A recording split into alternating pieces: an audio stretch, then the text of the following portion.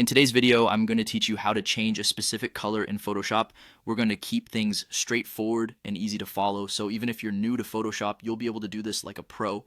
First off, let's open Adobe Photoshop. If you already have the software installed, go ahead and fire it up. If not, you might want to pause here, get your hands on a copy, and then join us back.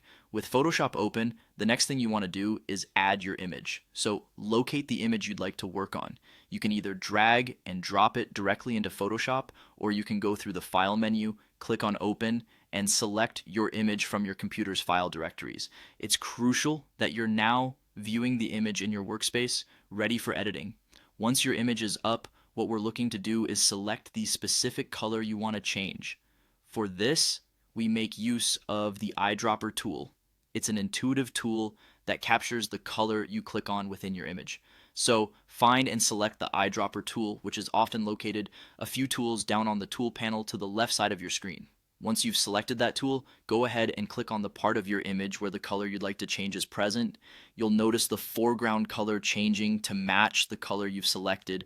Next up, it's time to make some adjustments. You'll now want to right-click on the layer of your image. You should see a list of options pop up. From these options, choose Hue Saturation.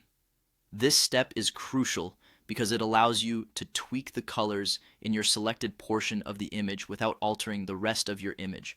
A new panel will pop up, and this is where we make the magic happen. In this Hue Saturation Adjustment section, you will find sliders for altering the hue, saturation, and lightness. These sliders are your tools for changing the color you selected. By moving the hue slider, you can shift the color to its various hues. For instance, if you're looking to change a blue color to more of a green, just slide away. The saturation slider dictates how intense or muted the color appears, and lightness will control how dark or light the color is. Take your time to adjust these sliders carefully until you achieve the desired color change. It's a good idea to experiment a little here. Sometimes the best results come from exploring different options. Once you're happy with how your image looks, it's always a good practice to save your work. Go to the File menu and click Save As to keep your original image unchanged. And there you have it. You've successfully changed a specific color in Photoshop.